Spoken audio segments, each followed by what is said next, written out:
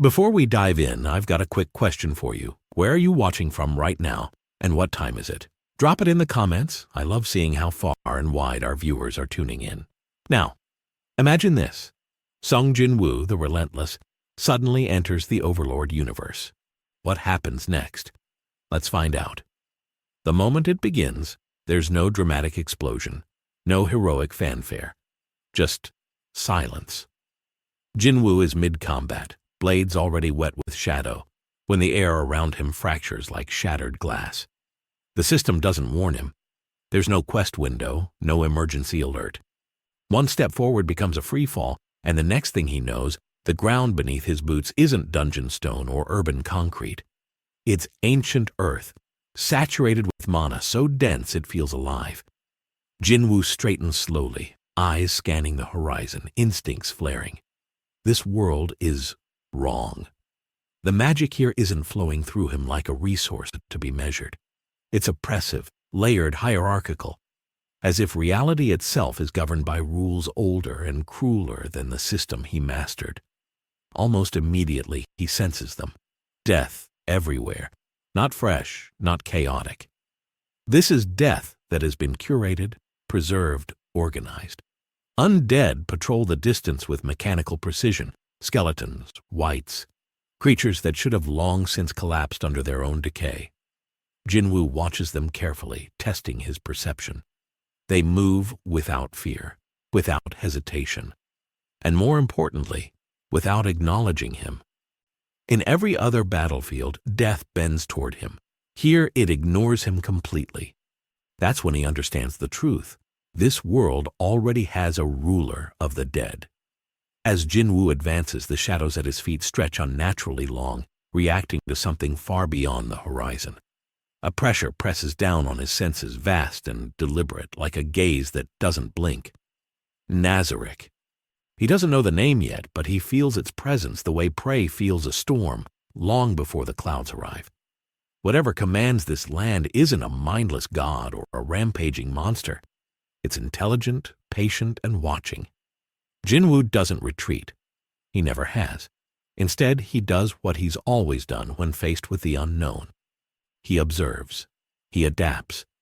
And somewhere deep within the great tomb of Nazarick, a Sorcerer King pauses mid-thought, unsettled by a disturbance that doesn't belong to his calculations. Jin-Woo moves deeper into the unfamiliar land, each step measured, deliberate. The terrain shifts subtly as he travels, forests unnaturally quiet, villages standing like abandoned stage props, their silence too complete to be natural. There are no signs of struggle, no scorched earth or broken walls. Whatever erased life here did so efficiently, leaving behind only obedience and stillness. Jin-Woo can feel it now. This world doesn't celebrate chaos. It rewards control. Mana saturates the air in rigid layers, arranged like a pyramid, and instinctively he knows that power here isn't gained through growth alone. It's granted through rank, through permission. That realization sparks something cold behind his eyes. Jin-Woo has never asked permission for power. A low rumble rolls through the ground as a group of high-tier undead emerge from the tree line, their auras sharp, refined, far beyond the mindless creatures he's fought before. Death Knights, Soul Eaters. Their presence carries authority, not hunger. They stop several meters away, weapons lowered but ready as if waiting for an order that hasn't come yet. Jin-Woo studies them, then lifts a hand and kills one instantly. No wasted movement, no hesitation. The corpse collapses, and for a brief moment the shadows surge in anticipation. Shadow extraction activates and fails. The shadow doesn't rise, it doesn't resist. It simply isn't there to claim. Jin-Woo's expression doesn't change, but the implications hit harder than any attack. These undead aren't bound by souls. They're constructs, tools, death without ownership. For the first time since becoming the Shadow Monarch, Jin-Woo feels something close to interest. This world has found a way to weaponize death without surrendering it. He kneels beside the fallen knight, examining the remains, sensing layers of magic woven so tightly together they mimic divinity. Whoever designed this system didn't just conquer death, They redefined it. Jin-Woo stands, shadows coiling tighter around him, responding to his focus rather than the world's rules. If these undead can't be claimed, then they'll be overwritten. Somewhere far away, invisible eyes observe as the fallen knight's shadow twitches, not rising, not obeying, but changing. At the same time, deep beneath the earth, ancient spells react. Sensors flare, data streams converge. In the heart of Nazarick, Ainz Ooal Gown registers an anomaly, an entity whose presence isn't listed in any tier, any category, any predictive model. Something that doesn't draw from the world's mana pool, yet bends darkness around itself like a throne. Jin-Woo, unaware of the name but fully aware of the attention, looks toward the distant horizon and smiles faintly. This world may already belong to an overlord, but it has never faced a monarch who evolved by devouring impossibility itself. The air grows heavier the farther Jin-Woo travels, not with hostility, but with scrutiny. This isn't a world that reacts emotionally. It responds analytically. He can feel layers of detection brushing against him like invisible fingers, spells designed to categorize threats before deciding how to erase them. None of them find a proper answer. Jin-Woo doesn't exist in their framework. His power isn't borrowed from gods or granted by artifacts. It's the result of conquest, refined through survival. And that makes him dangerous in a way this world doesn't understand yet. As night falls, the sky itself seems curated, stars fixed in patterns too deliberate to be natural. Jin-Woo pauses atop a hill overlooking a massive stone road leading toward an unseen destination. Marching along it are undead formations, perfectly spaced, flawlessly synchronized. This isn't a battlefield, it's logistics, an empire that never sleeps, never questions orders, never weakens with time. Jin-Woo watches silently, then dismisses several shadows from his army, sending them to observe. They move like smoke, undetected by the undead patrols, slipping through cracks in perception rather than space. Each report that returns sharpens Jin-Woo's understanding. This world is ruled by preparation. Suddenly, a presence steps forward, one undead, different from the rest, taller, denser. Its aura presses outward like a declaration rather than an attack. A death general tasked not with fighting, but with measuring. It speaks in a voice scraped from the grave, demanding identification, allegiance, purpose. Jin-Woo listens without interrupting, then responds with silence. When the general advances, Jin-Woo doesn't draw his daggers. He allows the creature to strike. The blade stops inches from his chest, frozen in a grip of shadow so absolute it warps the surrounding mana. With a single motion, Jin-Woo erases the general, not destroyed, not banished, but nullified. Its existence collapses inward, leaving nothing for the world to register. That moment ripples outward. Spells misfire. Detection fields stutter. Nazarick's internal systems update again, escalating threat levels that refuse to stabilize. Ainz studies the reports in silence, skeletal fingers tapping the arm of his throne. This intruder doesn't conquer through numbers or brute force. He edits reality by refusing to conform to it, and for the first time since his ascension, Ainz feels something dangerously close to uncertainty. Jin-Woo continues forward, unconcerned with the reaction he's caused. Each step recalibrates his shadows, forcing them to adapt to tiered magic, to divine resistances, to concepts of death that resist domination. This world isn't rejecting him. It's challenging him. And challenges are where Sung Jin-Woo thrives. Somewhere ahead lies the source of this ordered death, a throne built on control rather than evolution. Jin-Woo doesn't know its name yet, but he already knows one thing for certain. This isn't an invasion. It's the beginning of a rewrite. By the time Jin-Woo reaches the outskirts of what remains of human civilization, the world has already begun to adjust to his presence, quietly, reluctantly. Cities exist in a strange state of half-life, governed not by kings or councils, but by fear so normalized it no longer feels like fear at all. Humans bow their heads when undead pass. They avert their eyes, grateful simply to be ignored. Jin-Woo watches from the shadows, unseen, absorbing the truth of this world. This isn't a land constantly under siege. It's a land that has already surrendered, and surrender, he knows, is more corrosive than annihilation. A small group of adventurers crosses his path, exhausted, injured, their movements heavy with despair rather than urgency. They don't sense him until it's too late, and when they do, terror flashes across their faces. Jin-Woo steps forward, not as a savior, not as a tyrant, but as something they don't have a word for. One of them whispers the word undead, raising a trembling weapon. Jin-Woo doesn't correct them. He simply releases his aura. The pressure drops them to their knees, not from pain, but from instinct. Their bodies recognize dominance long before their minds can process it. Jin-Woo studies their reactions, then withdraws the pressure just as quickly. He isn't here to rule humans. Not yet. As he moves on, his shadows trail behind him differently now. Sharper, denser, shaped by exposure to Nazarick's influence. They no longer cling solely to his will. They anticipate it.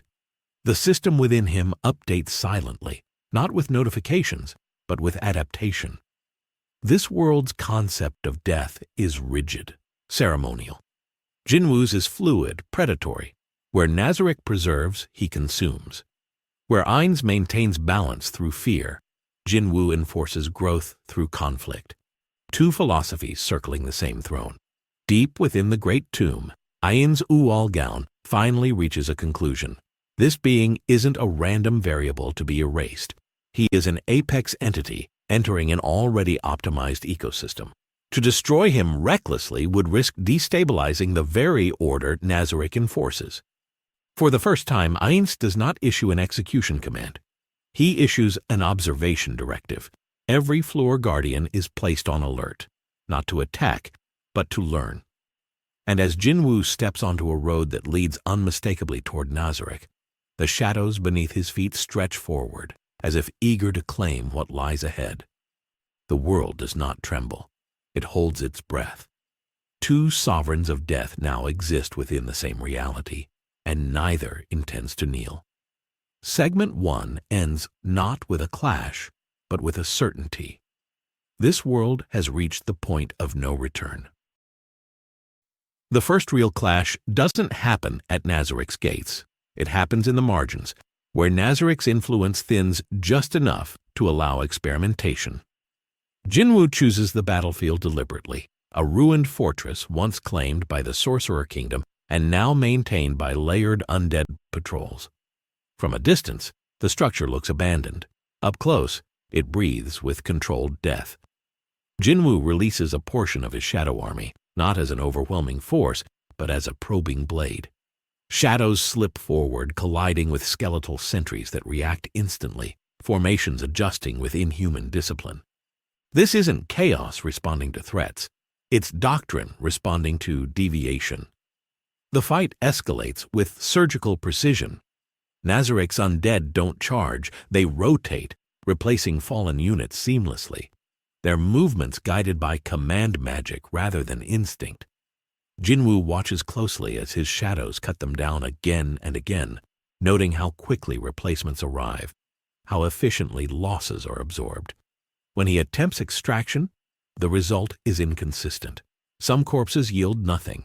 Others produce malformed shadows that dissolve seconds later, rejected by the world itself. Jin-Woo realizes what's happening. These undead are not sustained by lingering will or resentment. They are fueled by enchantments designed to persist only within Nazarick's control radius. Remove the authority, and the death collapses. Instead of forcing extraction, Jin-Woo adapts. He orders his shadows to stop killing. They restrain, isolate, and dismantle, breaking limbs, severing enchantment anchors, dragging undead into zones where Nazarick's magic weakens. It's slower, riskier. But when one Death Knight finally collapses beyond its control threshold, Jin-Woo makes his move. Shadow extraction succeeds, not cleanly, but completely. The shadow that rises is different, heavier, sharper. It kneels instantly, not out of compulsion, but recognition. The Shadow Monarch hasn't stolen Nazarick's undead. He's taught death how to defect. That single success changes everything. Jin-Woo doesn't celebrate it, he studies it. The extracted shadow carries remnants of tiered enchantments, fragmented but intact enough to be analyzed. It resists his command for a fraction of a second, not in rebellion, but confusion, as if torn between two incompatible authorities. Jin-Woo tightens his grip, not through force, but through synchronization, allowing the shadow to realign with his domain rather than override it completely. The result is unprecedented. The shadow stabilizes, evolving into a hybrid entity, one that understands Nazarick's combat formations, yet answers solely to him. He deploys it immediately. The hybrid shadow moves differently, predicting undead rotations before they happen, striking support units instead of frontline fighters. Nazarick's doctrine begins to fracture, not through brute strength, but through misalignment. Jin-Woo's army doesn't need to outnumber its enemy. It needs to think faster. Shadows start mimicking the precision of Nazarick's undead while retaining the adaptability that defined them. What was once an army of endless aggression becomes something more dangerous, an army capable of learning enemy doctrine mid-conflict. The battlefield transforms into a proving ground. Nazarick's undead respond by escalating tiers, wraiths, elder lich constructs, entities designed to suppress autonomy through fear auras and command dominance. Jin-Woo steps into the fight personally this time. When a domination spell washes over his army, it falters, then snaps back into formation. The spell recognizes authority, but it can't categorize his. Jin-Woo isn't commanding through hierarchy. He's commanding through absolute ownership. Every shadow belongs to him because it was claimed, not created. Deep within Nazarick, the data becomes troubling.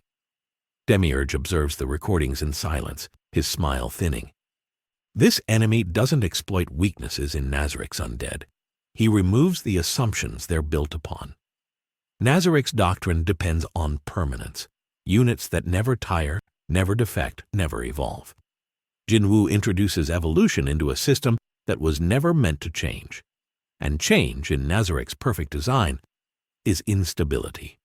The response from Nazarick is swift but controlled. New undead units arrive, not mass-produced soldiers, but specialized enforcers engineered for anomaly suppression. These entities don't rely on command chains. They operate on autonomous kill directives, their very existence anchored to layered fail-safes designed to prevent capture, corruption, or reinterpretation. Jin-Woo recognizes the intent immediately. Nazarick isn't trying to win this battle.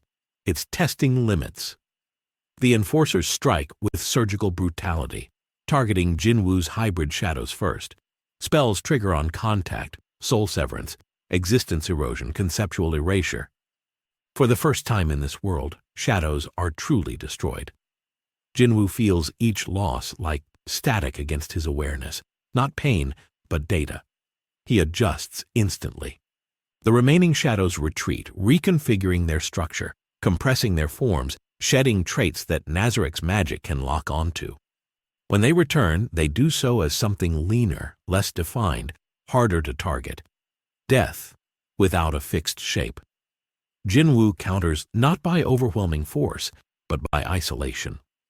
Shadows slip beneath the battlefield, emerging behind enforcers, dragging them into domains of darkness where tiered magic weakens and authority blurs.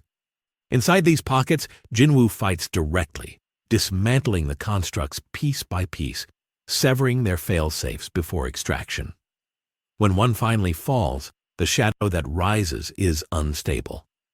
But it rises.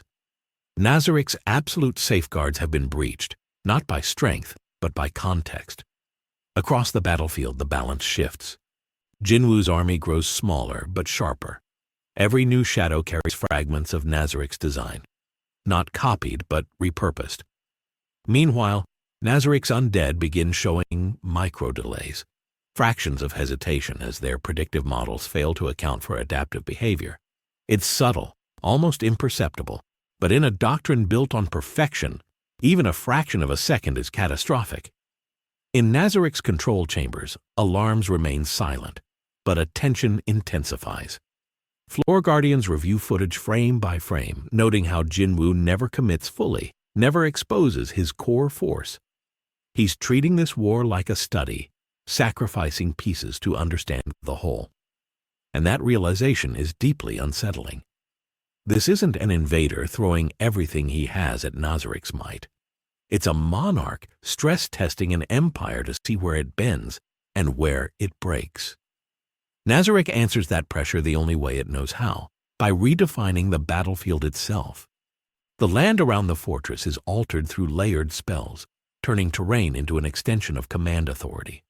Mana density spikes and drops in calculated zones designed to starve enemies while empowering undead units within precise ranges. Jin-Woo feels the shift immediately. His shadows don't weaken, but their growth slows, as if the world is attempting to ration death. He smiles faintly. Limitation has never stopped him before. It's only ever forced him to become more efficient. Instead of pushing forward, Jin-Woo withdraws his main force, leaving behind only reconnaissance shadows and a handful of hybrids. To Nazarick's observers, it looks like retreat. In reality, it's refinement. Jin-Woo studies how undead react when deprived of direct oversight, how command magic compensates, how quickly authority reasserts itself. Patterns emerge. Nazarick's doctrine is flawless within controlled space, but brittle outside it. Authority here is centralized. Jin-Woo's is not. His army doesn't collapse when cut off. It adapts. When the next engagement begins, it's smaller, quieter, and far more lethal. Shadows strike supply lines, necromantic conduits, summoning anchors, mana relays hidden beneath the earth. Undead units begin arriving seconds late. Commands overlap. Replacement cycles stutter. Jin-Woo doesn't need to win battles anymore. He only needs to disrupt certainty. Each disruption creates another opening, another moment where extraction becomes possible. Slowly, inexorably, Nazarick's dead begin to defect. Not en masse, not dramatically, but enough to matter. Within Nazarick, the conclusion becomes unavoidable. This is no longer a question of superiority. It's a clash of philosophies. Nazarick's undead exist to preserve an eternal order, unchanged and obedient. Jin-Woo's shadows exist to evolve through conquest, shaped by resistance. One system demands perfection. The other feeds on imperfection. And as the Shadow Monarch watches his army move with increasing autonomy and precision, he understands the truth of this world. Nazarick has mastered death as a resource. Sung Jin-Woo has mastered it as a process. The silence that follows is heavier than any clash. Smoke drifts over ruined stone, and broken undead lie scattered across the field not as casualties, but as evidence. Jin-Woo stands at the center of it all, shadows slowly retracting, their forms shifting as if digesting what they've learned. This battle was never about territory. It was about understanding the logic behind Nazarick's control. And now, that logic is no longer absolute. For the first time, Jin-Woo notices something subtle but undeniable. His shadows are no longer just reacting to his will. They are anticipating resistance unique to this world. Some reposition before spells activate, others avoid zones of authority without being ordered. Nazarick's influence has forced evolution at a pace even Jin-Woo didn't anticipate. His army is becoming fluent in a foreign language of death, one built on tiers, permissions, and divine hierarchy. And fluency brings power. Far away within the depths of the great tomb, Ainz Ooal Gown reviews the final reports from the engagement. Losses are minimal by Nazarick standards, yet the conclusion is deeply troubling. The undead functioned as designed. The territory remained intact, and yet something irreversible has occurred. The Shadow Monarch has proven that Nazarick's doctrine can be interrupted, dissected, and, given enough time, rewritten. Ainz doesn't rage, he doesn't panic, he recalculates. For the first time, the variable he's facing is not an enemy army, but a competing system of death. Jin-Woo turns away from the battlefield, already moving on. He doesn't chase fleeing undead. He doesn't press the advantage. He's gathered what he came for. Knowledge, proof, confirmation that even a perfectly ordered empire has seams. As his army dissolves back into the ground, the land exhales, monolevels stabilizing as if relieved the experiment is over. But Jin-Woo knows better. Experiments never truly end. They escalate. What began as a clash of forces has become a confrontation of ideologies. Nazarick's undead doctrine depends on obedience without deviation, strength without growth. Jin-Woo's shadow army thrives on resistance, on systems that push back just hard enough to sharpen the blade. These two truths cannot coexist forever. One must eventually consume the other. The moment Ainz Ooal Gown truly becomes aware of Sung Jin-Woo, it isn't through fear or anger, it's through contradiction. Nazarick's intelligence network is flawless by design, a lattice of detection spells, predictive models, and layered contingencies that leave no anomaly unexplained. Yet every report placed before him ends the same way, unresolved. The Shadow Monarch doesn't register as a hostile entity, a divine being, or even a world-class threat by Nazarick standards. He registers as something worse, an influence that invalidates categories. Ainz leans back upon his throne, skeletal fingers interlaced, the faint glow of magic reflecting in empty eye sockets as he reviews battlefield footage slowed to near stillness. Shadows move before commands are issued. Undead formations hesitate where no hesitation should exist. The data is clean. The conclusion is not. Demiurge speaks first, as expected, framing the anomaly as an opportunity. A living system capable of rewriting undead doctrine could be captured, studied, possibly replicated. Albedo argues from a different angle. This being approaches Nazarick's domain without hostility, without worship, without fear. That alone makes him dangerous. Ainz listens without interrupting, his mind running simulations faster than his guardians can speak. Every model ends the same way. Direct elimination carries unacceptable risk, not because Jin-Woo is invincible, but because he is unknown in ways that matter. Nazarick excels at controlling variables. Jin-Woo is a variable that evolves in response to control itself. What unsettles Ainz most is not Jin-Woo's power, but his restraint. The Shadow Monarch does not march on Nazarick. He does not announce himself. He engages only where learning is possible and withdraws the moment the lesson is complete. That behavior mirrors Ainz's own approach to conquest, and the resemblance is uncomfortable. This isn't a hero seeking justice or a villain craving domination. This is a ruler measuring another ruler, and rulers don't bluff. Ainz's mind races through the implications. Every floor guardian is loyal beyond measure. Every spell within Nazarick calculated to suppress rebellion or anomaly, and yet Jin-Woo's presence disrupts it all without a single direct confrontation. It isn't brute force that unnerves him. It's adaptability. Shadows that bend and evolve in response to tiered magic, undead that defect without command. The subtle manipulation of battlefield variables that make an entire system of death behave unpredictably. For the first time, Ainz feels a tension he rarely experiences, uncertainty. He studies the reports again, this time frame by frame, analyzing every shadow movement, every hesitation in Nazarick's forces. Demiurge provides tactical projections, suggesting potential vulnerabilities. But Ainz discards them. The calculations assume predictability, and Jin-Woo defies predictability.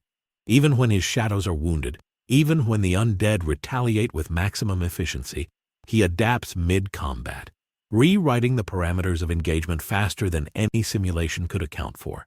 Ainz doesn't make mistakes, but he realizes that Jin-Woo is forcing him to consider one, a scenario that cannot be predicted, controlled, or perfectly countered.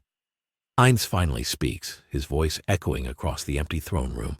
"This is no ordinary intruder," he says, skeletal fingers drumming against the armrest. "He is not merely a threat. He is an anomaly in the truest sense, a system that reacts to every measure we take, evolving faster than we can anticipate. And yet, He shows restraint. That is deliberate. That is intelligence. That is control. Albedo leans forward, brow furrowed. "Shall I prepare an assault, my lord?" Ainz shakes his head slowly, his gaze distant, almost contemplative. "No. Attacking blindly invites disaster. We cannot destroy what we do not understand," and he refuses to make himself understandable. The Guardians, observing silently, are unsettled by the realization. Demiurge notes the unique properties of the shadows Jin-Woo commands. They are not merely alive, but adaptable, capable of exploiting gaps in doctrine and bypassing tiered defenses. Cocytus notices how the undead react differently depending on which shadow units confront them, as if the enemy learns faster than Nazarick can impose order. Even Shalter, who thrives on combat and chaos, finds herself uneasy. Every plan she devises to trap or overpower him seems anticipated, countered, or rendered irrelevant before it can be executed. Ainz considers a direct encounter. Perhaps meeting Jin-Woo in person will clarify his purpose, reveal a weakness, or allow an assessment impossible through surveillance alone, yet he hesitates. Direct confrontation would escalate too quickly. Jin-Woo's restraint is itself a weapon. He tests boundaries without overextending. Ainz recognizes the pattern. The Shadow Monarch is not reckless. He operates with calculation, patience, and an understanding of power that mirrors, in some ways, Ainz's own philosophy. And that is what makes him uniquely dangerous. He leans forward on the throne, skeletal frame rigid, the cold glow of magic flickering over the polished floors of Nazarick. "Prepare for observation only," he commands. "No engagement without explicit orders. This being must not underestimate us, nor we him. Every action, every response will be recorded and analyzed. He must be studied, not confronted. That is the only way to survive a system he cannot be measured by." The Guardians exchange silent glances. This is new territory, territory where their flawless obedience cannot compensate for uncertainty. Ainz is aware for the first time that knowledge may not be enough to contain what he faces. In the distant world outside Nazarick, Jin-Woo's shadows move seamlessly across the land, unaware that they are being scrutinized, analyzed, and measured against the most meticulously organized undead empire ever created. He doesn't act recklessly, but he doesn't hesitate. Each shadow movement, each extraction, each adaptation subtly destabilizes the rigid structures of Nazarick's doctrine. And in doing so, Jin-Woo has already begun writing a new rule. Survival is not dictated by power alone, but by the ability to evolve beyond systems designed to constrain it. By the time Ainz finally closes the data screens, the realization has crystallized fully. The Shadow Monarch is not just an intruder. He is a force that cannot be contained by conventional strategies, doctrines, or hierarchies. He is an unknown variable, a living system that grows stronger with every interaction, that learns faster than Nazarick can impose order, and that refuses to bow to authority it does not recognize. For the first time in his unending reign, Ainz Ooal Gown understands a truth he has never faced before. In this world, even death has competition. Ainz doesn't rest on analysis alone. The skeletal Overlord begins to adjust Nazarick's approach, not with immediate action, but with precision planning. Every floor guardian is placed on high alert, not to attack, but to observe, to record, to measure. Demiurge sets up layered simulations of Jin-Woo's battlefield strategies, attempting to predict outcomes based on shadow adaptability, hybrid unit behavior, and his tendency to exploit gaps in control. But every simulation falters. Every calculation hits a wall of unpredictability. The Shadow Monarch isn't a puzzle to solve. He's a system to contend with, and systems adapt. Albedo suggests traps, layered with lethal enchantments, to force him into engagement, but Ainz shakes his head. He would see them coming, he muses, fingers tapping the skeletal armrest in thought. Every trap is a test, and if we misinterpret the purpose, we risk giving him the very data he wants. Cocytus grumbles, unable to fully reconcile how an intruder could neutralize doctrines that are inviolable. And yet, Ainz's calm control remains unbroken. Even the Guardians realize that Jin-Woo's restraint is not weakness, it's leverage. Every withdrawal, every pause, every calculated strike conveys intelligence beyond the battlefield. For the first time, Nazarick's strategy shifts from offense to intelligence warfare. Ainz considers the Shadow Monarch not just as an enemy, but as a phenomenon to study. He orders surveillance to extend beyond conventional observation zones, magical sentinels to track adaptation in real time, and advanced predictive algorithms to analyze shadow behavior. Yet with each measure, Jin-Woo adapts further, the data feeding him lessons faster than Nazarick can capture them. It's a cycle of observation and evolution, and for the first time Ainz sees that this intruder is learning from Nazarick as much as Nazarick is learning from him. Meanwhile, Jin-Woo continues his advance. Each encounter is a study, each shadow extraction a refinement. Undead patrols sent to intercept are either dismantled or repurposed, hybrid shadows forming instant strategies to counter tiered enchantments. Jin-Woo does not rush, does not commit fully, but with every interaction he destabilizes the rigid order of Nazarick in ways that can't be repaired simply by more units or more power. Every defection, every failed control spell, every adaptation chips away at the illusion of absolute dominance. Ainz realizes the implications with a weight he rarely experiences. His empire, perfected through centuries of calculated control, has encountered a force it cannot categorize. Not because it's stronger in conventional terms, though it may well be, but because it operates outside the framework Nazarick was designed to enforce. It isn't just a battle of power. It's a battle of principles, obedience versus evolution, permanence versus adaptation, doctrine versus instinct. For the first time, Ainz faces a system of death that might rival his own. The Guardians understand the shift as well. Cocytus, who prides himself on absolute battlefield efficiency, notices the subtle hesitation in units when shadow hybrids are present. Shaltair, who thrives on unpredictability in combat, is unsettled by the precision with which Jin-Woo avoids full confrontation while still dismantling doctrine. Demiurge studies, recalculates, and realizes that no plan to control this intruder could succeed without first acknowledging a fundamental truth. Jin-Woo adapts faster than strategies can be enforced. Ainz finally makes a decision that surprises even himself. Rather than striking, he commands that the Shadow Monarch be engaged only indirectly, allowing observation and analysis to continue. Every encounter is an opportunity to understand how a force that thrives on evolution reacts to perfection itself. He is patient, calculated, and deliberate, but beneath the surface, a rare tension coils. A recognition that the Shadow Monarch represents a challenge unlike any he has faced before.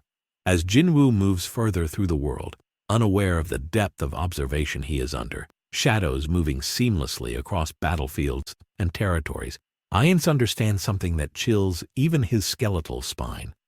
This is no longer a test of power or loyalty. It is a confrontation of wills, a duel of systems where the outcome cannot be predicted by strength, numbers, or strategy alone. One ruler controls death through order. The other controls it through evolution. And the inevitable collision of these philosophies promises a reckoning that neither the Sorcerer King nor the Shadow Monarch can ignore. By the end of this segment, the tension has crystallized. Ainz Ooal Gown is fully aware of the Shadow Monarch, but awareness alone does not equate to control. He knows that direct confrontation carries risk. He knows that observation alone may not suffice. And he knows that in this world, a force that adapts faster than even the most perfect system can predict is the most dangerous opponent of all. The stage is set. Nazarick watches. The Shadow Monarch moves. And the universe holds its breath. The awareness of Jin-Woo doesn't settle in quietly. It spreads through Nazarick like a ripple in a stagnant pond.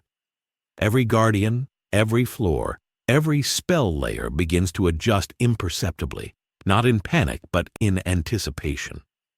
Demiurge analyzes Jin-Woo's shadow army patterns, noting how each unit behaves almost like independent thought, yet remains perfectly synchronized with the whole. Albedo recalibrates the discipline and deployment of loyal forces, ensuring that no direct encounter is made without maximum data capture. Cocytus drills simulated scenarios in his mind repeatedly, trying to predict outcomes, but each scenario ends in failure because the Shadow Monarch is not a predictable factor. Ainz watches all this unfold with the quiet patience of a being who has ruled for centuries. And yet, even he cannot ignore the subtle anomaly Jin-Woo introduces. Every undead patrol that once moved like clockwork now exhibits micro-hesitation when shadow hybrids appear. Every spell designed to suppress or dominate fails to account for the monarch's adaptability. This is a force that thrives not on domination, but on evolution, learning, adapting, improving with every engagement. Ainz understands then, with chilling clarity, that this is not merely an intruder to be neutralized. This is an entity capable of reshaping the very rules Nazarick relies upon. Plans begin to form, not of attack, but of containment. Observation grids are expanded to encompass every likely point of engagement, every vulnerable node in the Undead network. Demiurge begins simulations not of battle but of adaptation, trying to predict how a being like Jin-Woo might evolve if left unchecked. And yet every simulation falls short. Every model fails to account for the monarch's ingenuity. Even with all Nazarick's predictive power, the Shadow Monarch is a system outside the parameters of understanding. Within the tomb, Ainz reflects on what this means for his dominion. His control over death has always been absolute, perfected through centuries of meticulous planning and enforcement. Yet here is a being who does not play by the same rules, who does not respect hierarchy or protocol, who claims mastery not through order, but through adaptation and relentless refinement. Jin-Woo is not just a threat. He is a challenge of ideology, a collision between two rulers whose understanding of death could not be more different. And Ainz, for the first time, faces the unnerving possibility that he may have met his equal, not in power, but in principle. Outside Nazarick, Jin-Woo continues his methodical advance. Shadows move with increasing intelligence, hybrid units testing boundaries, extracting what they can, adapting faster than the world expects. Every encounter with Nazarick's undead, even the ones that are lost, yields insight, strengthening the overall system. He does not rush. He does not overextend. Every action is deliberate, a calculated test of both limits and reactions. And as the Shadow Monarch learns, the world itself begins to feel the weight of his influence. Ainz finally issues a silent decree. No direct engagement, no underestimation, constant observation and total analysis. The Shadow Monarch is a variable to be respected, studied, and monitored at all times. Every guardian, every layer, every magical protocol is adjusted accordingly. They must understand him before they can attempt to counter him. The awareness is complete. The understanding is incomplete. And yet, in that gap lies the tension, the suspense, the inevitability of conflict. Segment 3 closes with a sense of anticipation that hangs over both worlds. Ainz Ooal Gown knows the Shadow Monarch is coming, not just as an invader, but as a force that will challenge the very foundation of Nazarick's existence. And somewhere across the horizon, Jin-Woo moves forward, unaware of the meticulous scrutiny he is under, his shadows trailing silently, evolving, learning, adapting. Observation has begun, measurement has begun, and the collision of two philosophies, control versus evolution, order versus adaptability, is now not a question of if, but when. The stage has been set, the players have been revealed, and the game is only just beginning. Jin-Woo's advance finally brings him to the threshold of the Great Tomb itself, a place no intruder has ever crossed without summons, without challenge, without consequence. And yet he does not charge blindly, nor does he hesitate. His shadows fan out subtly, testing the magical wards, probing for weaknesses without triggering alarms. Every step toward the tomb is measured, calculated, deliberate. It's not just a march, it's a study. But this time, the test he is about to face comes not from random patrols or enchanted constructs, but from the very core of Nazarick's military might, a floor guardian. The first guardian to engage is not Cositus nor Shaltir, but Demiurge's chosen lieutenant for anomaly suppression, a construct of immense size, intelligence, and combat efficiency. It emerges from the shadows, a towering figure of bone, metal, and layered enchantments, its aura radiating absolute authority. Where ordinary undead are bound by loyalty spells, this guardian operates on autonomous decision-making protocols, capable of adjusting tactics in real time. Jin-Woo senses it immediately, a ripple of pressure brushing against his consciousness, and he smiles faintly. He's met high-tier threats before, but nothing like this. A being designed not to follow orders, but to anticipate every possible action of an intruder. The encounter begins without ceremony. The guardian strikes first, not with brute force alone, but with the combination of magical suppression, precise slashing, and battlefield control. Jin-Woo's shadows react instantaneously. They don't merely dodge, they adapt, shifting forms, splitting, merging, and striking in ways that defy conventional logic. Each attack is met with countermeasures by the guardian, each spell absorbed or redirected, and yet Jin-Woo does not falter. He observes, calculating timing, spacing, and the guardian's decision loops. Unlike other adversaries he has faced, this opponent is not predictable. It does not falter. And yet Jin-Woo thrives in unpredictability. He launches a controlled strike, not to overpower, but to probe. A shadow lunges at the guardian's flank, only to be met by a counterspell designed to nullify movement. Jin-Woo analyzes the timing, the flow, the rhythm. Then, in a moment that seems effortless, he adjusts, directing another shadow to strike from an angle the guardian cannot anticipate, exploiting a micro-gap in layered enchantments. The guardian stumbles, just slightly, a fraction of a second, but enough for Jin-Woo to take note. His eyes narrow, the faintest smirk forming. This is not about winning in a single blow. It's about proving principle. Adaptability can overcome perfection. As the battle continues, it becomes clear that Jin-Woo's approach is radically different from any enemy Nazarick has faced. Whereas the Guardian relies on predictable enforcement of rules, Jin-Woo turns every assumption into a weapon.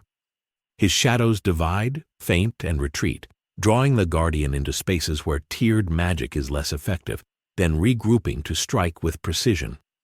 He studies the Guardian's every reaction, allowing the creature to test him just as he tests it.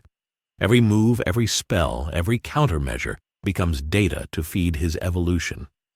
By the end of the first hour, the Guardian has not fallen, nor has Jin-Woo exhausted his forces, but the balance of the battlefield has subtly shifted. The shadows now anticipate layered enchantments before they are cast. They exploit gaps in control that even Demiurge had not predicted. Even distant observation cannot capture the full scope. Within Nazarick, Ainz Ooal Gown leans over his throne, skeletal gaze fixed on the battlefeeds, analyzing movements frame by frame. Cocytus murmurs about the precision and timing of Jin-Woo's shadows. Albedo whispers about the unnatural ability to adapt mid-combat.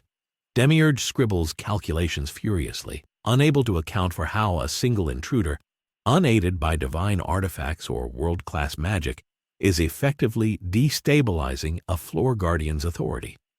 Every guardian knows its place, every strategy is flawless, and yet Jin-Woo bends the rules without breaking them. Jin-Woo senses the guardian's limitations instinctively. It reacts to threats, but it cannot predict evolution. It cannot integrate unfamiliar systems into its command. Shadows that were once raw extensions of Jin-Woo's will now incorporate lessons from encounters, forming hybrid strategies that no spell or directive can anticipate. The Guardian strikes, aiming to overwhelm, and yet, with each attempt, it becomes a teacher for Jin-Woo's forces. feeding the system, sharpening it, evolving it. By the midpoint of the engagement, the fight is no longer simply combat. It's a proof of principle. Jin-Woo does not seek to kill. He seeks to adapt, and in doing so, he demonstrates supremacy not through destruction, but through evolution. The Guardian strikes grow more calculated, faster, and more destructive. Yet Jin-Woo never falters. Every shadow reacts instinctively, adjusting forms mid-air, merging or splitting to counter multiple angles simultaneously. Some shadows take damage, dissipating under the Guardian's layered enchantments, only to return altered, enhanced, smarter. It's as if the battlefield itself is teaching them, and the Guardian, for all its precision, becomes a tool for the Shadow Monarch's evolution. Jin-Woo does not see his enemy as a mere opponent.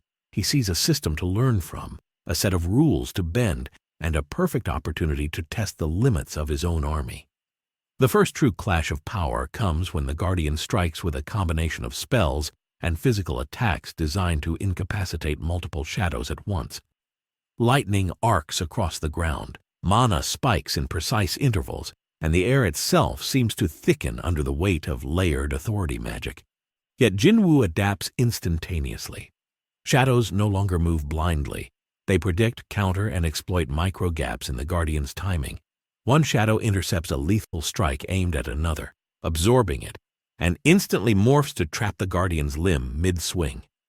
Another shadow lunges from an unexpected angle, forcing the Guardian to redirect energy that would have destroyed a portion of Jin-Woo's army.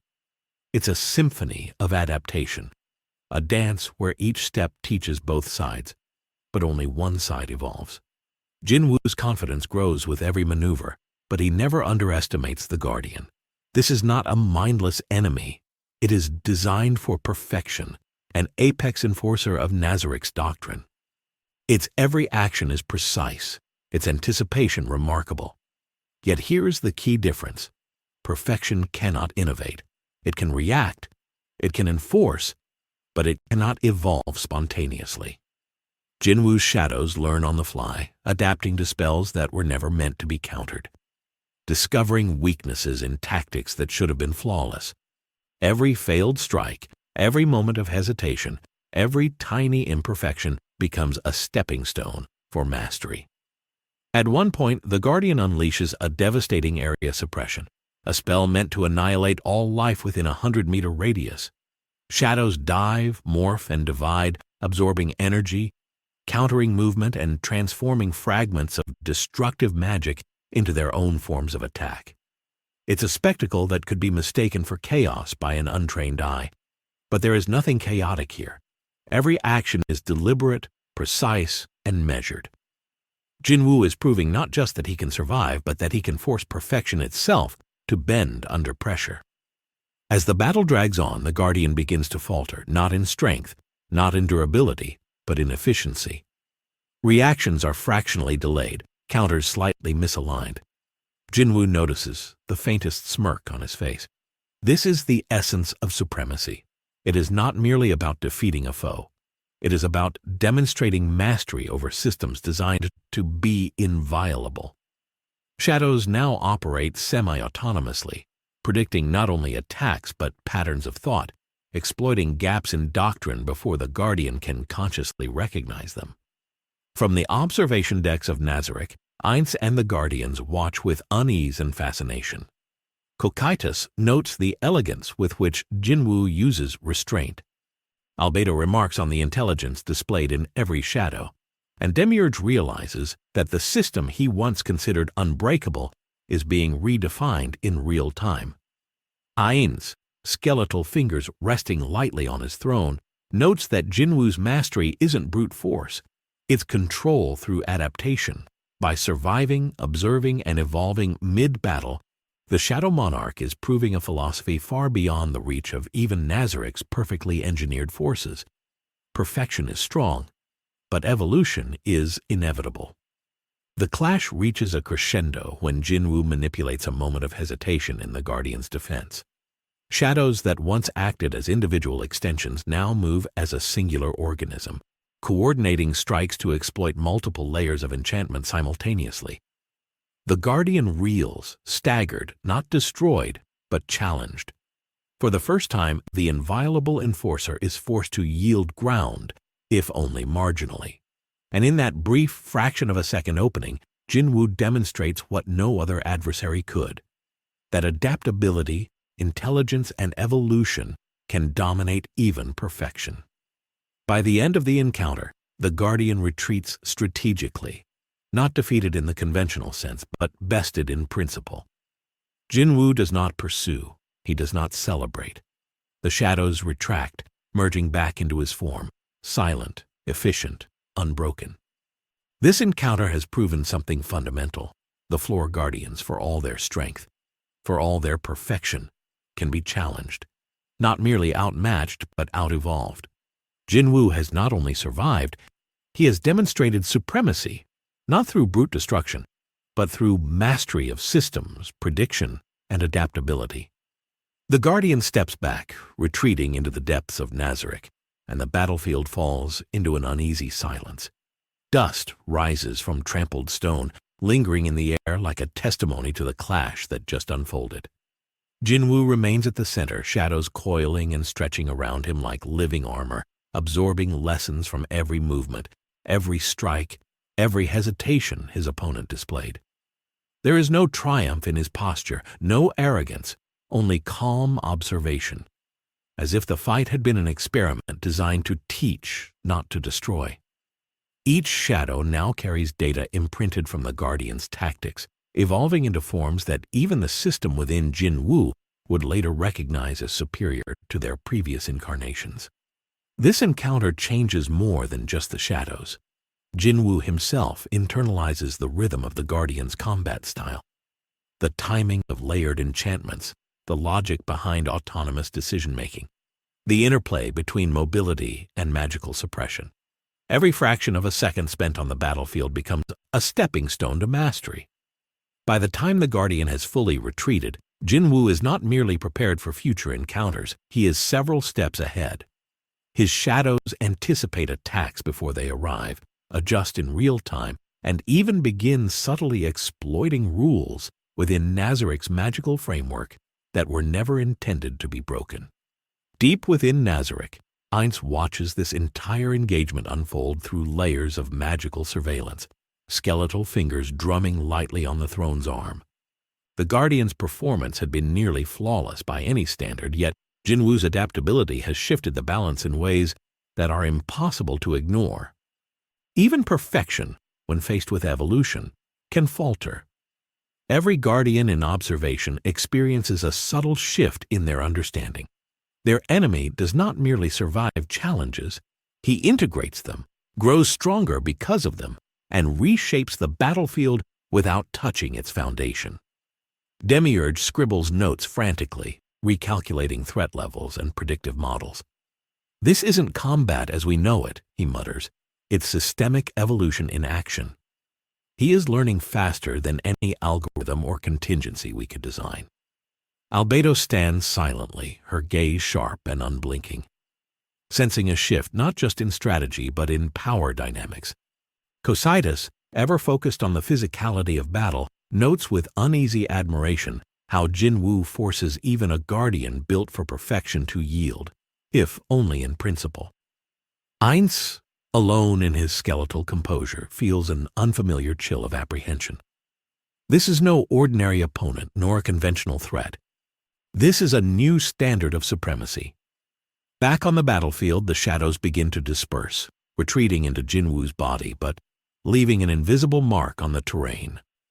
Every defeated or disengaged undead unit has been analyzed, cataloged, and integrated into the learning system of the Monarch.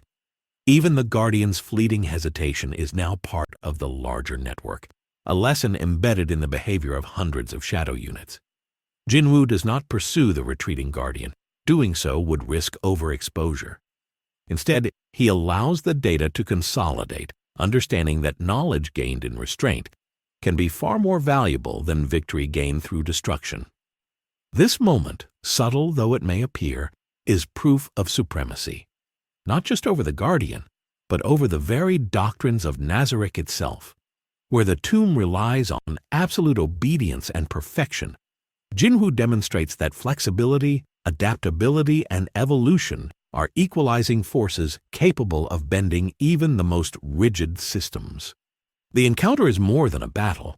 It is a declaration, a lesson written not in words but in action.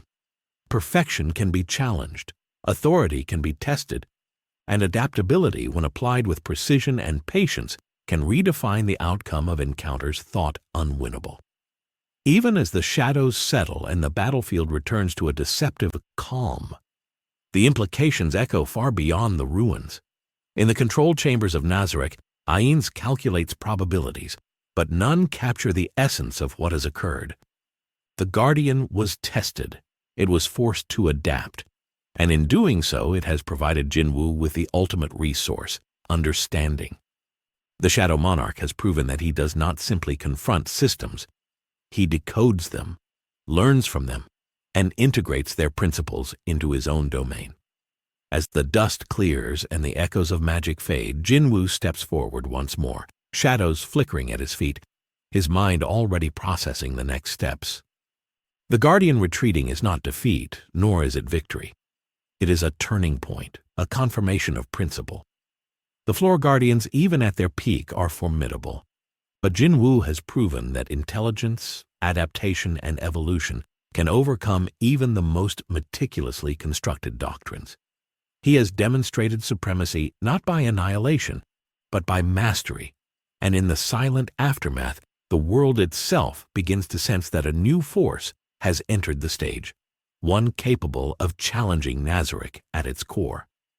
The encounter concludes, but the war is far from over. Jin-Woo's proof of supremacy resonates through every shadow, every battlefield, and every layer of Nazarick's observation. He is not merely an intruder. He is a force that redefines what it means to wield power. And for the first time, both the Shadow Monarch and the Sorcerer King acknowledge a simple, undeniable truth. The ultimate battle is not fought with strength alone, but with the ability to evolve, adapt, and dominate beyond expectation. The battlefield slowly falls silent, yet the tension lingers like an afterimage. Jin-Woo stands among the ruins, shadows coiling and stretching around him like extensions of his will. The Floor Guardian has retreated, not shattered, but humbled in principle. A formidable opponent forced to acknowledge the presence of something entirely unprecedented. Jin-Woo does not exult in this. Victory, in its conventional sense, was never the point. What matters is proof. Proof that even the apex enforcers of Nazarick's perfect system are not beyond adaptation, not beyond the reach of evolution tempered with intelligence. As the shadows consolidate back into his form, Jin-Woo reflects on what the engagement has revealed. The Guardian, for all its precision and authority, was constrained by design, unable to innovate beyond its protocols, unable to integrate lessons in real time the way he can. Every hesitation, every misstep, every micro-flaw has been absorbed, cataloged, and used to refine his army. His shadows now move with an intelligence that mirrors the Guardian's own logic, yet with the adaptability that makes them uniquely his. They are no longer merely weapons. They are an evolving network of knowledge and power, each unit capable of acting independently while remaining bound to a singular vision. Even in retreat, the Guardian leaves a mark on the battlefield. The spells it employed, the formations it executed, the layers of authority it projected, every element becomes data for Jin-Woo's system. Unlike conventional enemies, whose defeat or death ends their utility, this opponent has enhanced his capabilities simply by existing. Each encounter, no matter how brief or incomplete, functions as both test and teacher. By the time the shadows have fully absorbed the lessons, Jin-Woo is stronger, not just in combat, but in understanding the fundamental rules of this universe and how to bend them. Far away, deep within the great tomb, the Guardians watch, recording every moment. Ainz Ooal Gown, skeletal frame unmoving on his throne, studies the aftermath with measured interest. The Guardian was not destroyed, yet the outcome is undeniable. The Shadow Monarch has demonstrated an unprecedented level of supremacy. Not through force alone, not through sheer numbers, but through adaptability, observation, and the intelligent application of his abilities. Even in a system designed to be inviolable, Jin-Woo has proven that evolution is a weapon in itself, one that can outmatch perfection. Demiurge paces silently, noting every tactical nuance, every shadow movement, every breach in doctrine. He doesn't just fight, he murmurs. He learns, adapts, and then integrates his lessons into the battlefield. He is beyond prediction. Albedo watches with the same intensity, understanding that this engagement has shifted the paradigm of power in a way that cannot be ignored. Cocytus, the warrior who thrives on physical domination, notes the subtle precision, the elegance of calculated adaptability that Jin-Woo displayed. And even Ainz, master of strategy and logic, feels the rare weight of respect for an opponent who has proven his philosophy superior in principle, if not yet in territory. Jin-Woo does not linger. There is no celebration, no boasting. The encounter has achieved its purpose, proof. Proof that Nazarick's perfect systems, built over centuries with meticulous care and enforced through absolute control, are not invulnerable. Proof that the Shadow Monarch is not merely a visitor or intruder, but a force capable of challenging the very foundations of this world's order. Each shadow pulses with the knowledge gained from the encounter, ready to apply these lessons in the moments to come.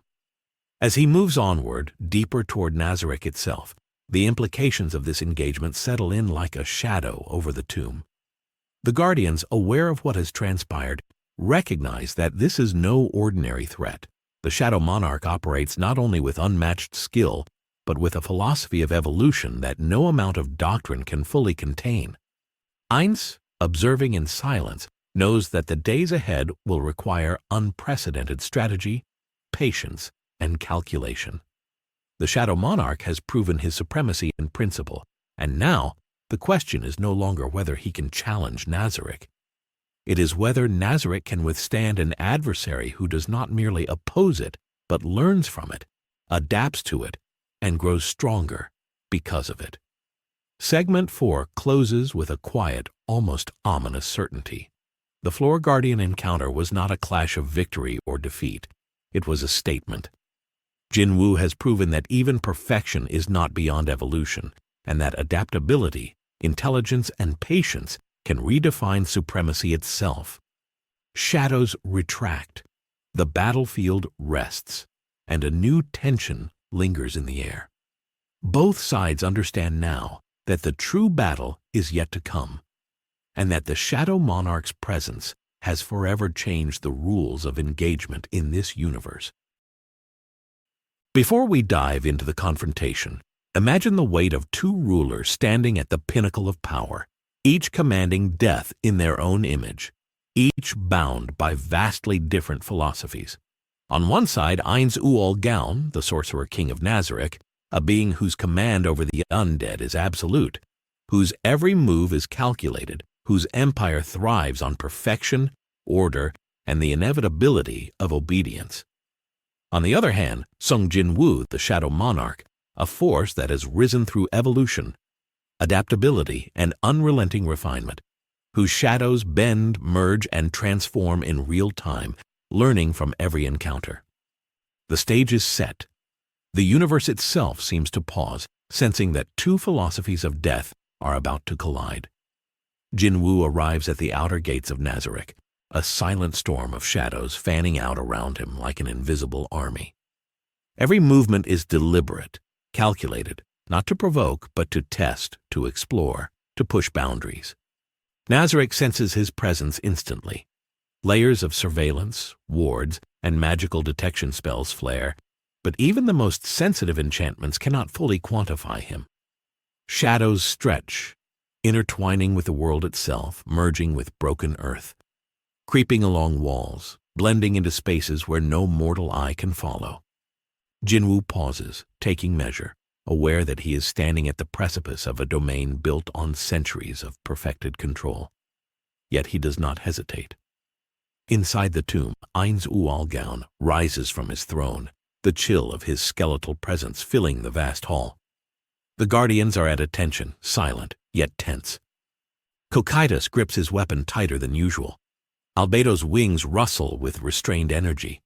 Demiurge's eyes glint with analysis. Calculations already running hundreds of scenarios per heartbeat. And Ainz himself, master of every spell, every doctrine, every layer of control within Nazarick, feels the shift. The Shadow Monarch is no ordinary invader. This is a being who adapts, who evolves, who challenges the fundamental assumptions of authority and death itself. And now, he stands at the door. The first exchange is not of raw power, but of principle. Jin-Woo sends a single shadow forward, not to attack, but to gauge, to test the strength of Nazarick's wards and the reflexes of its defenders. Instantly, layered spells cascade over the gate, intercepting and attempting to suppress the entity, but the shadow adapts mid-flight, altering density, altering form, phasing through the layers like water slipping past stone. Ainz watches, calculating not just the strength of the shadow, but the thought process behind it. He understands instantly. Jin-Woo's power is not static, it is dynamic. It is intelligence manifested through death. The next moments escalate. Shadows spread across the land, responding to every enchantment, every magical attack, every defense mechanism with instantaneous adaptation. Wards flare, mana spikes through the air, undead patrols swarm in precise formations. Jin-Woo's shadows do not retreat. They divide, merge, and evolve mid-engagement, exploiting gaps in both magic and timing. The fight becomes a ballet of death, where anticipation and reaction intertwine and neither ruler strikes with full force. Each is testing the other, seeking the rhythm, the logic, the limits. Ainz finally speaks, skeletal voice echoing through the cavernous halls. So this is the Shadow Monarch. His tone is not fear, not surprise, but something more subtle, recognition. Here is a being who embodies a philosophy that mirrors his own in efficiency and calculation, yet differs in execution. Where Nazarick enforces obedience, Jin-Woo adapts through evolution. Where the Sorcerer King relies on perfection, the Shadow Monarch thrives on imperfection turned into opportunity. This is the paradox of supremacy. Both wield death, yet neither can fully predict or dominate the other. The first physical clash occurs when a hybrid shadow, one of Jin-Woo's most evolved units, slips past the outer defenses and confronts an elite undead enforcer stationed by Demiurge. Spells cascade, strikes land with bone-shattering precision, yet the shadow adapts in real time, turning attacks into energy reserves, redirecting destructive force, learning from the Guardian's every reaction. Ainz observes, noting the subtle brilliance in Jin-Woo's approach. Each move is both offense and instruction, a dual purpose that strengthens his forces while probing Nazarick's defenses. The shadows begin testing more aggressively, probing magical thresholds, weaving through patrol and skirting wards designed to suppress intruders. They are relentless, but never careless. Jin-Woo's philosophy becomes apparent: domination through evolution, supremacy through adaptation. Ainz recognizes it immediately. The Shadow Monarch does not merely conquer, he learns, internalizes, and reshapes every system he touches. And this realization sends a ripple of tension through Nazarick's guardians. Demiurge recalculates threats. Cocytus prepares for immediate physical engagement. Albedo focuses on defensive alignment, and Ainz considers his next move. He does not underestimate Jin-Woo. He knows that any miscalculation could yield catastrophic results, and yet he also understands the subtle truth of this encounter. The Shadow Monarch is not an enemy to be defeated with power alone. This is a duel of philosophy, a test of supremacy where intellect, adaptability, and control are just as lethal as magic or strength. The first hour of confrontation ends not in victory but in stalemate, a silent acknowledgement from both rulers. Jin-Woo does not push further, conserving his shadows, analyzing every reaction. Ainz withdraws direct engagement, relying on observation and layered defensive calculations. Each understands that the other is not merely powerful, they are incomparable. The balance of death has shifted. This is no longer a fight for territory or dominance. It is a confrontation of ideals, a clash where the survival of philosophy itself is at stake. The tension between the two rulers intensifies as the Shadow Monarch begins to probe deeper into Nazarick. Jin-Woo's shadows flow across the outer halls, observing, testing, and subtly reshaping the battlefield to suit their adaptive intelligence. Each shadow carries lessons from previous engagements, evolving not only in combat ability, but in strategy and perception. When an elite undead patrol attempts to intercept, the shadows don't merely fight, they respond intelligently, splitting, merging, and exploiting weaknesses in formation that even Demiurge had not predicted. Every move by Nazarick's defenders is analyzed in real time and turned into advantage, a silent demonstration that evolution can outpace even perfect design. Ainz, watching from the throne room, notes the subtle yet undeniable patterns emerging. Jin-Woo does not attack recklessly. He does not attempt to overwhelm.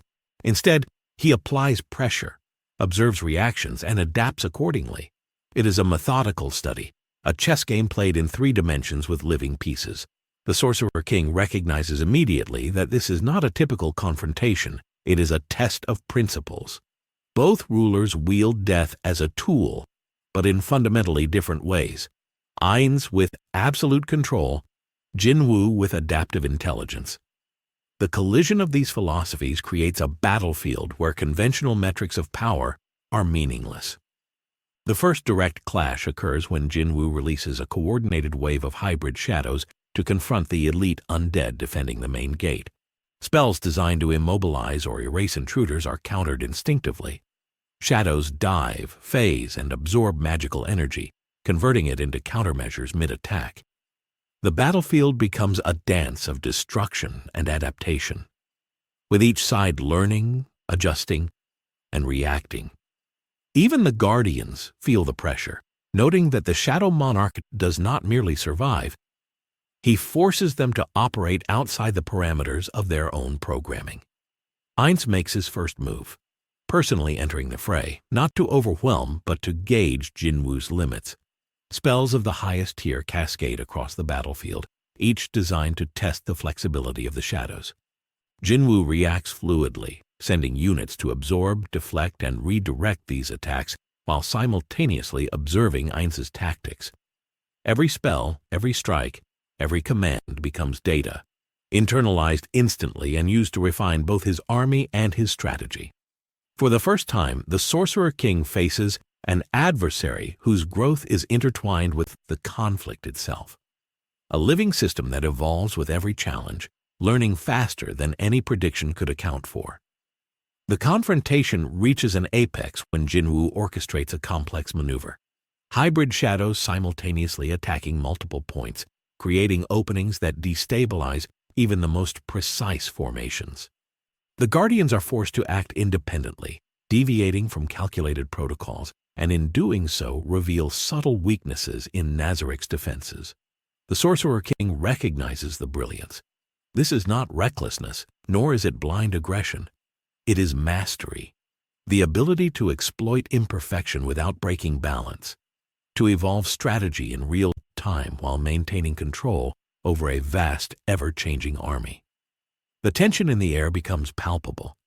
Every shadow, every spell, every movement resonates with the weight of supremacy. Jin-Woo does not boast, does not seek destruction for its own sake. He seeks understanding, adaptation, and the demonstration of principle. Ainz, observing the fluidity and intelligence of the Shadow Monarch, realizes that the ultimate weapon here is not strength, not magic, but evolution itself. The ability to learn, adapt, and apply lessons faster than an opponent can respond. By the midpoint of this engagement, both rulers understand the stakes. They are no longer merely testing strength, they are measuring ideology, control versus adaptability, permanence versus evolution, order versus instinct. Jin-Woo has proven that even the meticulously designed systems of Nazarick can be challenged, not through brute force, but through superior adaptability and learning. Ainz recognizes that in this confrontation, the balance of death itself is being recalibrated, and both rulers, masters of their respective domains, know that the outcome of this battle will redefine supremacy in ways neither could fully predict. The clash intensifies as both rulers push the boundaries of their respective philosophies. Jin-Woo's shadows flow seamlessly across the battlefield, merging, splitting, and executing coordinated maneuvers that seem almost impossible to anticipate. Every strike, every feint, every diversion is an exercise in adaptability, a live demonstration of how evolution can outpace absolute control. Even the most sophisticated defensive spells of Nazarick, designed to suppress, immobilize, or annihilate intruders, are turned into learning tools for the Shadow Monarch. Each attack strengthens the Shadow's coordination, teaching them not only how to survive, but how to exploit gaps in precision. Ainz Ooal Gown observes quietly from the throne room, skeletal form unmoving yet utterly focused. He recognizes immediately that Jin-Woo is unlike any opponent he has ever faced. The Shadow Monarch's power is not merely in strength or magical ability, it is in intelligence applied to death itself. Every shadow functions as both weapon and student, learning faster than even the most sophisticated Nazarick simulations can predict. The Sorcerer King understands that brute force alone will not suffice. To confront Jin-Woo is to confront a system that improves with every engagement, a system that cannot be fully controlled, only challenged and measured. The battlefield becomes a tense equilibrium. Jin-Woo does not press for total annihilation, nor does he allow himself to be cornered. He tests limits, observing the Guardian's responses, identifying the gaps between theory and execution, and adapting in real time. When the Undead strike with layered enchantments designed to lock down space and movement, Jin-Woo disperses shadows into micro-units that phase, evade, and counter, turning the very magic of Nazarick against itself. The Guardians feel a subtle unease. No matter how perfect their coordination, no matter how precise their execution, there is always a measure of uncertainty when dealing with the Shadow Monarch. For the first time, the concept of supremacy becomes abstract, a balance not measured in casualties or territorial gain, but in the ability to adapt, evolve, and anticipate. Jin-Woo demonstrates that evolution is a weapon in its own right, capable of bending even the most flawless systems. His shadows operate semi-autonomously, integrating lessons instantly and improvising in ways that challenge the very logic of Nazarick's design. Every engagement reinforces this principle. Perfection can be challenged, but evolution thrives on unpredictability and resilience. Ainz finally intervenes directly, unleashing a cascade of high-tier spells designed not to kill, but to test Jin-Woo's adaptability to the extreme. Shadows twist and reform, absorbing and redirecting magical energy in ways that are simultaneously defensive and offensive. Jin-Woo strikes not with force alone, but with intelligence, exploiting tiny misalignments in the spell patterns, creating openings, and forcing even the Sorcerer King to pause and reconsider. Each exchange becomes a lesson, a demonstration of principle. Survival and supremacy are earned through evolution as much as through strength. The Guardians watch silently, tension rising. Cocytus notes the elegance and intelligence of Jin-Woo's maneuvers. Albedo senses the strategic depth in every shadow's action. Demiurge calculates probabilities at a pace that strains the limits of logic.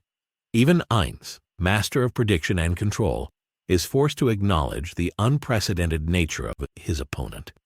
Jin-Woo does not merely challenge power, he challenges ideology itself, forcing Nazarick's defenders to operate outside their doctrinal certainty. Every action, every spell, every movement becomes a test of philosophy as much as of might. Jin-Woo advances steadily, each movement a careful calculation of threat and opportunity. He does not overextend. He does not rush. His goal is principle, not conquest. The balance of death hangs in the air, a palpable tension between absolute control and adaptive evolution. Every strike, every countermeasure, every shadow interaction demonstrates that supremacy is no longer defined by perfection alone. The Sorcerer King's power is immense, precise, and absolute, but the Shadow Monarch proves that evolution, adaptability, and intelligence can redefine dominance, even in the face of perfection. By the midpoint of this confrontation, both rulers recognize the subtle truth.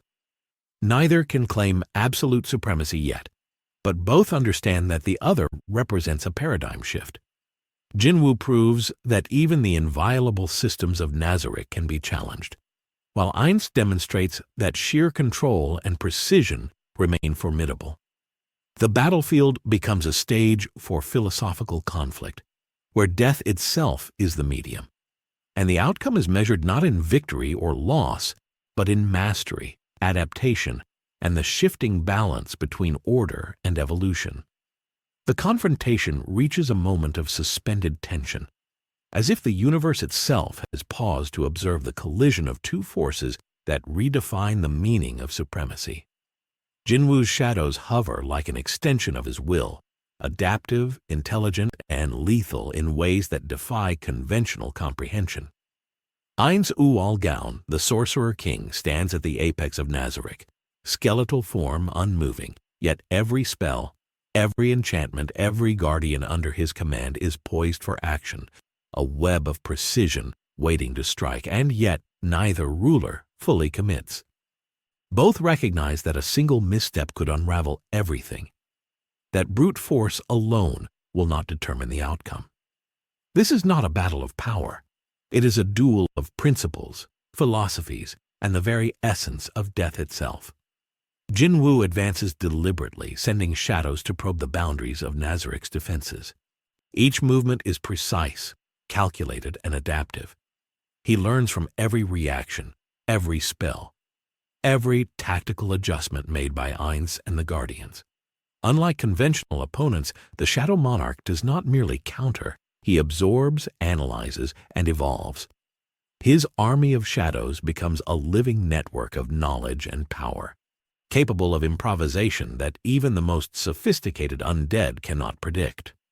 Each guardian that engages is met not with reckless aggression, but with calculated responses that exploit weaknesses in doctrine, formation, and timing. Ainz watches intently, skeletal fingers tapping lightly against the throne's armrest. He feels a rare tension, the kind that comes when an opponent cannot be fully quantified or predicted. Every guardian under his command is formidable, every spell perfect in execution. Yet the Shadow Monarch introduces variables that even the Sorcerer King cannot fully anticipate. Jin-Woo does not fight to dominate. He fights to evolve, to refine, and to assert a principle. Adaptability, intelligence, and evolution are as lethal as absolute control. Each exchange, each clash of shadows and spells reinforces this truth. The first direct engagement between the two rulers is both subtle and devastating. Ainz unleashes a combination of spells designed to immobilize and analyze, forcing Jin-Woo to respond with unparalleled flexibility. Shadows split, merge, and transform mid-combat, absorbing energy, redirecting attacks, and simultaneously probing Ainz's own strategies. It is a battle fought as much in intellect as in magic, a contest of prediction versus adaptation. For every spell Ainz casts, Jin-Woo finds a countermeasure, often turning it into an opportunity to strengthen his shadow's coordination. It is a clash where evolution itself becomes the weapon. The Guardians witness this duel with a mixture of awe and apprehension. Cocytus notes the precision and intelligence in every shadow strike. Albedo senses the depth of strategy, the subtle manipulation of battle dynamics. Demiurge recalculates probability after probability, realizing that the Shadow Monarch is redefining the parameters of warfare.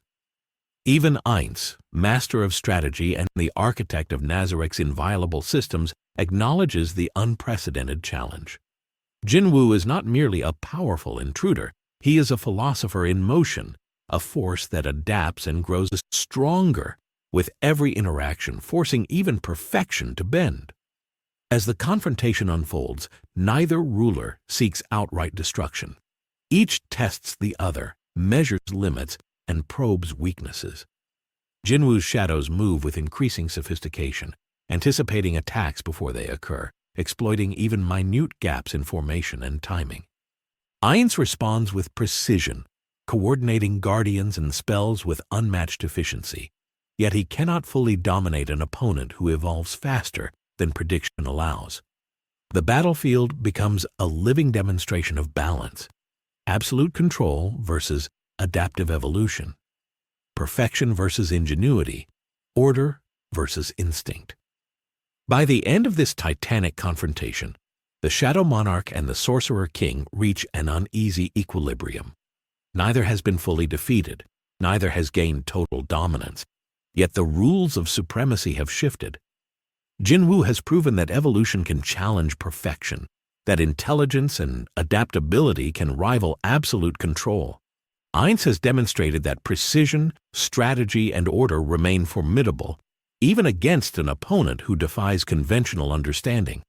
Both rulers retreat, not in fear, but in recognition. They have glimpsed each other's philosophies, acknowledged the balance of power, and understood that the ultimate measure of supremacy is not just strength, but the ability to adapt, evolve, and survive in the face of the unknown. And so, the Shadow Monarch stands at the threshold of Nazarick, shadows swirling like living extensions of his will, while Ainz Ooal Gown surveys his domain with silent calculation. The collision of these two forces has rewritten the rules of engagement, proving that even in a world dominated by death, there is always room for evolution. The balance of death has shifted, and the stage is set for future encounters that will test both rulers in ways the universe has never seen before. Before we wrap up, think about this. What happens next? Who will adapt? Who will innovate? And who will dominate? Drop your theories in the comments. I love seeing the wild scenarios you all come up with. And if you enjoyed diving into this epic clash of supremacy, make sure to hit that like button and subscribe for more multiverse showdowns. This is LoreCity, where we explore what happens when worlds collide, and the adventure is only getting started.